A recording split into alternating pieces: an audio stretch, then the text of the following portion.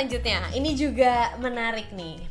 Oke, apa yang ada di pikiran cowok soal cewek yang baru pacaran pertama kali di umur 28? Mungkin buat cowok 28 it's masih oke gitu ya. Tapi buat cewek, buat sebagian cewek itu udah kayak udah tua gitu, ngerti gak sih? Udah iya. Well, menurut aku itu karena kita mungkin ini karena udah dinormalize dengan dunia ini ya, ngerti gak sih? Umur segini lo harusnya udah ini, umur segini lo harusnya punya anak, umur segini lo harus punya ini gitu kan. Jadi mungkin banyak orang juga yang terpengaruh dengan mindset seperti itu. Oke. Jadi ini pertanyaannya lebih kayak ke self image gitu ya. Yes. Yeah. Ketika oke. What do you think? Well, jujur, practically I would ask myself a question sih, kayak kenapa nih ceweknya masih single 28 kan? Tapi at the end of the day, kayak it's about getting to know the person. Kayak I would ask different question about different people. Jadi maksudnya, nih misalnya ada cewek juga yang udah umur 28, tapi dia udah kontak-kanti pacar. Aku juga ada pertanyaan lain juga kan di dalam pikiranku, kayak kenapa dia kontak-kanti pacar? Kayak menurutku sih itu it's part of getting to know the person gitu. Jadi dari kayak sisiku, kalau misalnya aku ada di situasi dimana the girl I meet itu belum pernah punya pacar saat umur 28, I will get to know the person, kayak just knowing her story, what happens between high school and whatever until benar. And for all we know, kayak mungkin aja orangnya punya interesting stories juga kan, kayak misalnya kalau dalam di konteks di dunia barat, mungkin dia traveling saat 10 tahun gitu, kayak gitu. You don't know, and I think kayak get to know the person aja. So good. Berarti beruntung banget ya cewek yang umur 28 ini kalau dapetin cowoknya Harris. Karena Harris responnya he wanna get to know the person. Kayak dia nggak judgy, ngerti nggak? Yeah, love that. Kalau buat aku at first glance, aku nggak mikir itu menjadi masalah karena the fact that dia belum pernah pacaran, it's not a factor that will impact the relationship. Menurut aku. Tapi karena dengar Harris juga, it makes sense gitu loh, dimana it might be a conversation starter gitu loh, dimana kan kita sebelum pacaran dan juga pacaran kita pengen mengenal satu sama lain lebih lagi, dan kita juga mesti tahu nih background dia apa. Tapi kalau just the fact that belum pernah pacaran, it's not a problem at all. Cuman yang aku mau lebih pengen tahu dalam hubungan itu adalah how's her personality, kayak sifat seperti apa, historinya apa, just to get to know each other. Gitu loh, but that factor on its own, it's not a problem. Bener banget sih.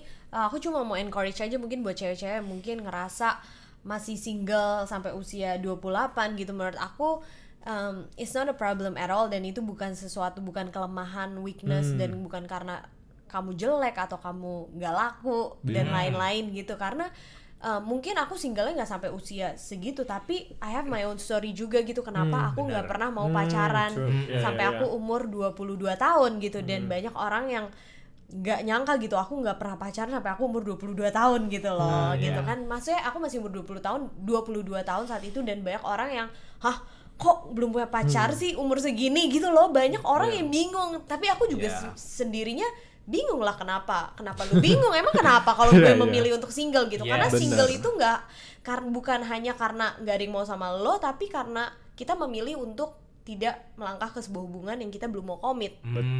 Ya kan? True. Kayak inilah, there's this phrase that I really like, it's like own your story. Whatever so it is. We have our own story kan. Dan apa yang membuat aku gak mau pacaran saat itu juga karena aku punya background yang mempengaruhi pilihan aku saat itu gitu. Banyak faktor sih. So true. Jadi jangan mau pikiran kita terkontaminasi dengan rulesnya dunia. Kayak dunia udah bilang kayak umur segini lo harusnya punya anak, umur segini lo harusnya ini, because kita nggak akan pernah cukup gitu nggak sih?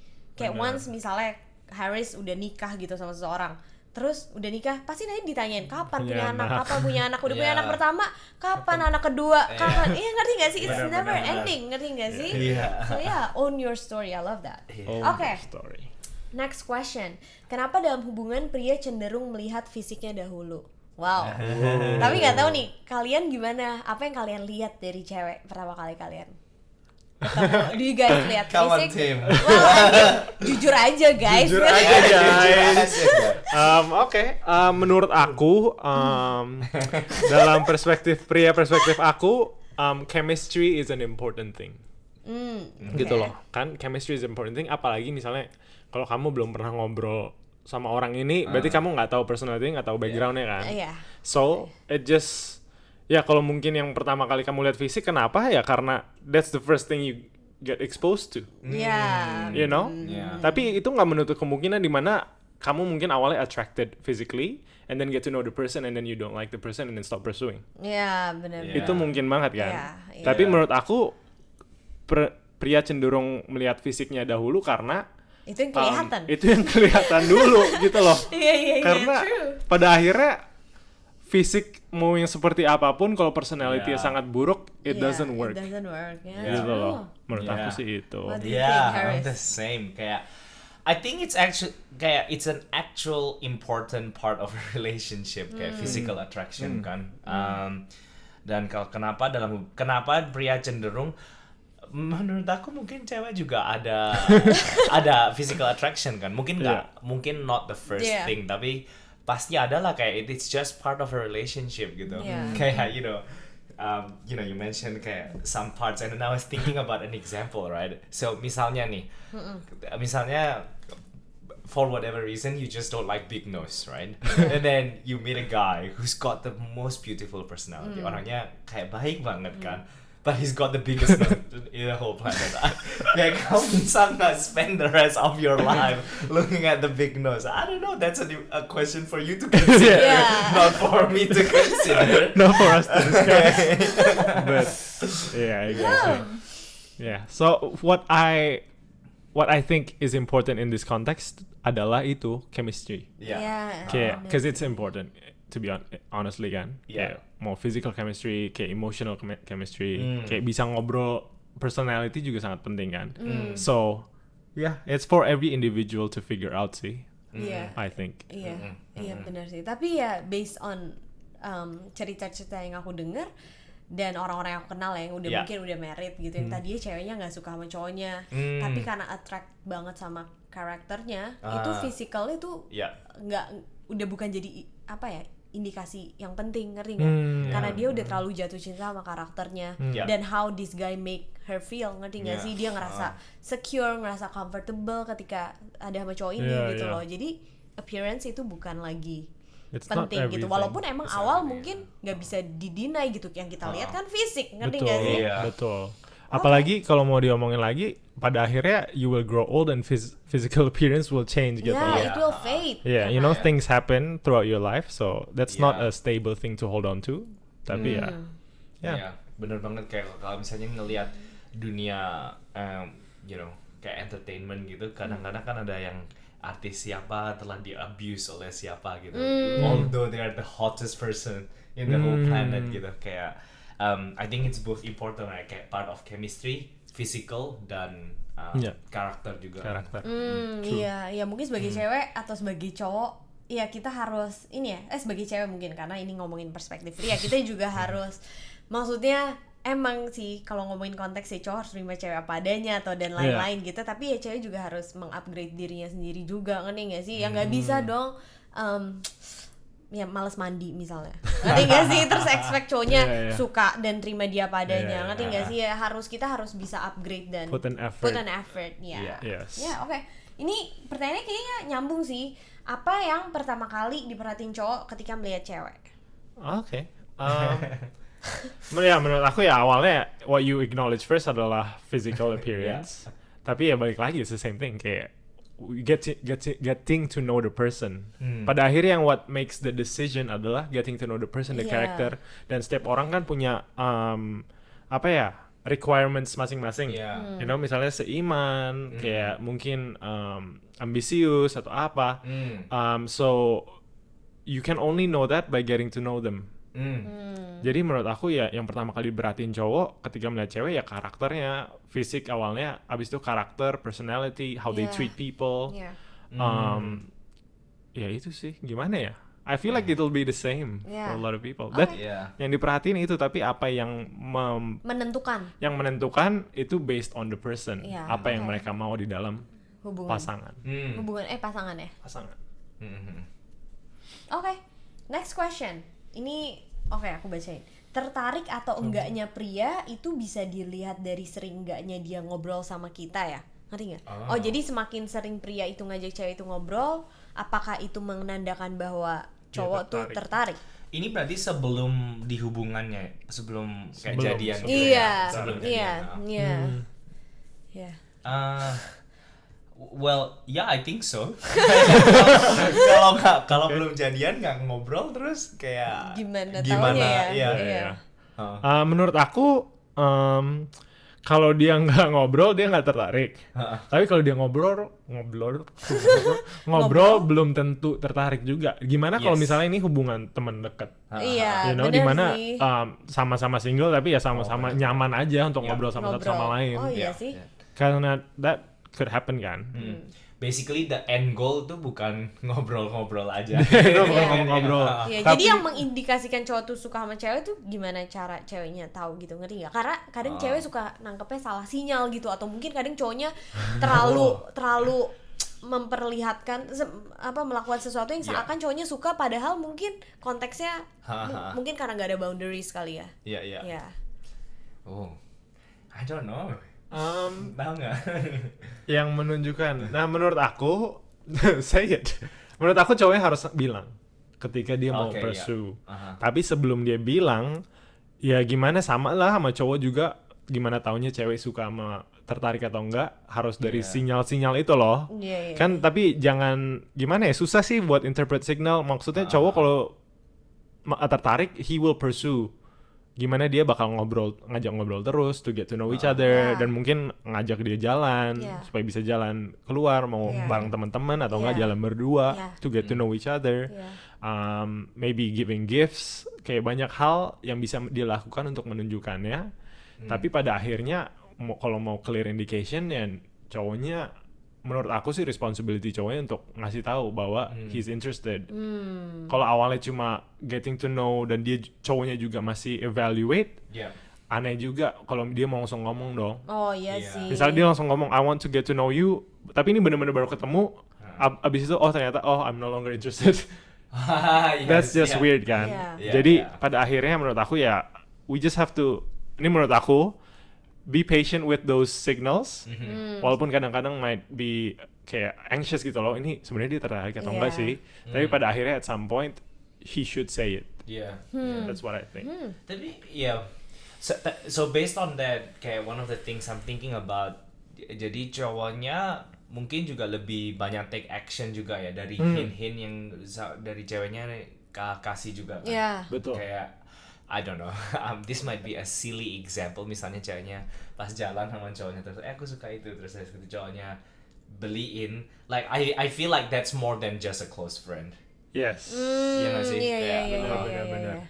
Yeah. So it takes those kind of aktivitas, aksi-aksi yang cowoknya lakuin.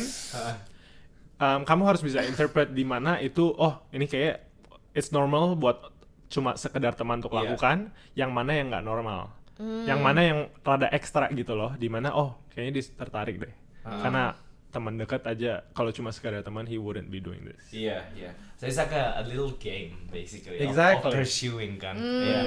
Tapi it's hard, kayak nggak, susah buat benar-benar tahu clearly hanya dengan in that stage, in the beginning stage. Iya, benar. Berarti kalau kayak game berarti harus dibawa enjoy ya. Kadang karena kita udah terlalu consume gitu dengan itu gitu, misalnya sampai kita lalai dengan apa yang harusnya kita lakuin, ngerti nggak? Karena kita terlalu focus on that thing, ngerti nggak? Kita sebagai cewek terlalu distracted, ngerti nggak sih? Mikirin tuh cowok. Mikirin terus ya nggak sih? Iya. Kayak I'm reading this book tentang kayak manhood gitu kan, terus salah satu role atau fase dimana cowok akan go into, kayak he will pursue beauty kan, and at the end of the day beauty is in the eye of the beholder. And where I'm going with this itu kayak karena subjektif kan. Jadi misalnya si ceweknya kayak terlalu bingungnya cuma mikirin cowoknya aja. She's also kind of losing focus on the pursuit, and the girl I guess also have to take a role in the pursuit. Ngerti nggak maksudnya? Maksudnya gimana tuh? Jadi dalam pengejaran ini, pengejaran ini, ceweknya juga harus kayak memberi sinyal bahwa dia mau dikejar. Kalau gitu kan nggak ada pengejaran. Iya, jadi ceweknya tuh jangan jual mahal doang ya, kan? Iya sih, iya. Oh, interesting. Ya, benar banget ya. Benar, setuju banget. Ada yang mau kamu interpret? Ada. Aku mau just on top of that aja, aku kepikiran bahwa kalau misalnya cewek, menurut aku kalau masih di dalam fase pengejaran yang you know, like those games di mana dia ada aksi-aksi tertentu untuk mengejar, dan belum sampai diomongin, menurut aku ceweknya jangan sampai, I don't know if it's easy or not, tapi jangan sampai itu mengganggu hidup kamu. Bener, Gitu loh, karena itu masalahnya kan adalah cowoknya mungkin udah mulai tertarik dan ngelakuin beberapa aksi-aksi pengejaran, tapi kamunya langsung distracted, semua pekerjaan atau studi, hubungan sama keluarga langsung lalai karena itu. Menurut aku itu dimana prioritasnya terlalu tinggi dalam hidup kamu untuk mikirin itu, padahal itu masih di dalam fase yang belum bisa didefinisikan.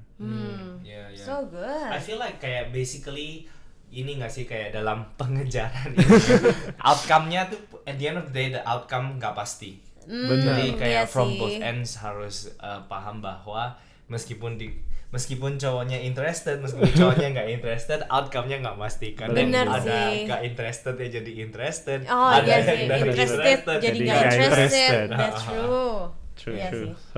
So good. Okay, next question. Kalau cowok benar-benar mau memperjuangkan wanita, bagaimana dia akan melakukannya? Oke, ini similar ya. Ini similar ya. Kalau Tapi ini cowok- lebih kayak minta practicalnya aja kali ya. Apa yang sih yang cowok lo bakal akan lakuin melakukan? gitu loh kalau lo benar-benar mau ngejar, memperjuangkan seseorang. Oke, buat aku, my mindset getting into this relationship adalah untuk tahu prioritas hidup aku dulu gitu loh. Karena aku di masa itu aku lagi baru mulai kerja dan aku baru mendalami hubungan aku sama Tuhan juga. Jadi ada banyak faktor yang dalam hidup aku menurut aku adalah prioritas, tapi aku nggak mau sampai prioritas aku lalai karena aku mengejar hubungan. Jadi buat aku mengejar Chelsea dan melakukannya dengan cara mastiin bahwa hidup aku on track, mastiin bahwa hidup aku organized dan apa yang prioritas tetap menjadi prioritas. Lalu sesudah itu aku get to know Chelsea dan menjadi temannya dan menjadi semakin dekat dan put in the effort. Kita ketemu mostly bareng teman-teman lain, dan abis itu ya give extra gestures gitu loh, dimana aksi-aksi yang ekstra aku ngasih gifts, dan aku ngasih letter. Actually pada ada satu poin dimana aku bilang gitu loh bahwa aku tertarik sama Chelsea dan mau mengenal Chelsea lebih lagi. Gitu loh. Mengejar ya gitu. mengejar dan pengejaran. dan pengejaran. Ya, jadi buat aku itu sih dimana firstly aku harus pastiin bahwa my life is in order supaya hubungannya bisa survive. Kalau misalnya my life is not in order pada saat aku mengejar hubungan ini, at some point everything's gonna get messy. Gitu loh. Dan keeping my life in order, aku put in effort dan put in benar-benar dan take action to let you know that I'm pursuing. That makes sense. Yeah, makes sense. Yeah. What about you, Harris? Yeah, same. Like this theme of getting to know one another, kayak salah satu hal yang aku suka kayak maybe if I have a primary love language it would be quality time. Kayak I want to know that we can spend the day together. Jadi weekend atau weekday gitu. Jadi kayak in terms of practical, ya arrange aja untuk ketemuan. Mungkin awal-awalnya cuman lunch together, coffee together. Tapi lama-lama that can evolve into like a longer period of time juga kan. Kayak jalan seharian kayak gitu-gitu. Like aku bener-bener pingin tahu that our days can go together. Benar. Ya, that makes sense. Oke, pertanyaan terakhir guys. Bilang komitmen tapi komunikasi jarang. Pertanyaan. Ya. Berarti ini dia curhat kan? Iya, oh iya, ini buat Ryan ya. Enggak bener, soalnya kan kita minta pertanyaan tapi dia ngisi ini. Iya. Ya berarti pertanyaannya berarti gimana how to deal with this problem kali ya? Yeah, how to deal with this problem. What do you think? Bilang komitmen. Jadi tapi cowoknya komunikasi. bilangnya dia mau komit dalam hubungan ini, tapi dia jarang komunikasi. Faktanya tuh dia jarang komunikasi. Oh oke. Iya. Jadi ini gimana nih cara jawabnya? Cara jawab dari sisi ceweknya atau sisi cowoknya? Cowoknya mesti ngapain? Sisi ceweknya kali ya. Kok sisi ceweknya? Enggak, jawabnya dari sisi ceweknya karena kita tahu Cowoknya jarang perspektif pria. komunikasi. Oh iya. Iya nggak sih? Jadi maksud aku ini advice dari cowok for what the cewek can do. Oke. Gitu ya? Can you think of something? Iya. Iya kayak ini agak mirip sama yang tadi kan, yang cowok cuek. Oh iya. Jadi kayak I think penting banget untuk ceweknya kasih tahu ke cowoknya how she feel. Salfok nih. sorry. Oke, lanjut. Ini Haris lagi serius. In the zone. Lagi menata bahasa Indonesia. Iya, susah banget loh. Udah high effort deh. Oke, lanjut. Ya penting banget bagi ceweknya untuk kasih tahu cowoknya how she feels in this situation gitu.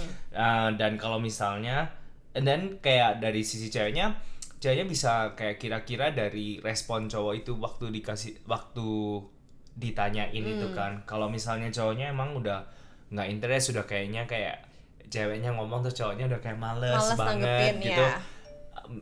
You know, mungkin cowoknya udah nggak komit lagi kan. Kayak kalau misalnya emang ada komitmen kan ada interest, ada action untuk menunjukkan interest itu. Ya. Oke.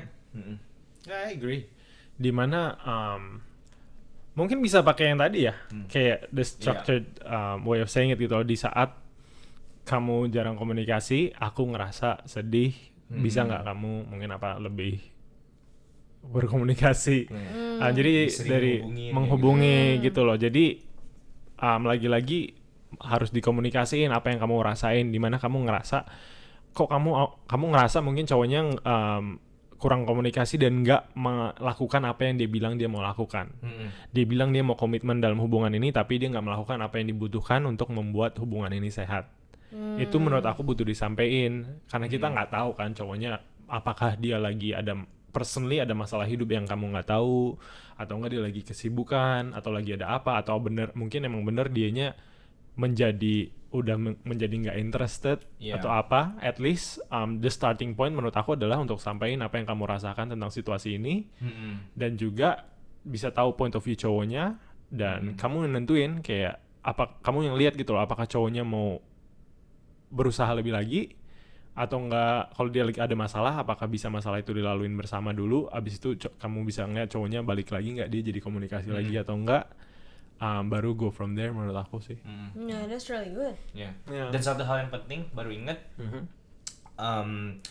kayak ekspektasi dalam konteks cewek ini apa, kayak ekspektasi komitmen itu apa. Jadi misalnya kayak telepon tiap hari atau kayak SMS tiap menit. Pengalaman pribadi kayaknya ya. SMS tiap menit lumayan ekstra ya. Iya, jadi itu bagus ya. Jadi saling tahu ekspektasi satu sama lain apa. Iya, benar sih. Ya, karena yang kita jawab di sini kan kita nggak tahu dari sisi satunya lagi kan. Iya, kita nggak tahu apa yang sedang kita nggak tahu konteks terjadi. detailnya seperti apa. Iya sih, benar. Oke, buat penutup nih ending episode kali ini, apa pesan kalian untuk cewek-cewek? Aku mulai dulu deh. Komunikasi saling. Yes, that's why. Ya, komunikasi saling kayak memberitahu each other kayak kamu maunya apa, dan siap dengerin juga dia maunya apa. Both cewek dan cowok. Oke. Iya. Buat aku sih siap kompromi. Wey. Jadi sesudah komunikasi kamu harus mulai bisa kompromi, di mana kamu pasti ada ekspektasi cewek dan cowok yang berbeda. Tapi kamu bisa kompromi sedikit apa ekspektasi kamu bisa di-adjust dengan mengenal cowok kamu. Dan juga cowok kamu bisa melakukan sama di mana mungkin dia bisa berusaha lebih lagi, tapi kamu juga jangan expect terlalu tinggi. So it's all just about compromise. Win-win solution lah ya, cari solusi tengah lah ya. Sama-sama ngalah, sama-sama menang. Oke. I guess itu penutup vlog kali ini. Seru banget ya, aku gak nyangka loh ternyata menanyakan pendapat kalian berdua itu seru gitu. Nanti mungkin kalau ada yang mau next episode detail gitu topiknya tentang apa spesifik gitu yang bisa kita tanya ke cowok, feel free untuk DM atau tanya-tanya kita. So that's it for today and we'll see you guys in the next episode. Bye.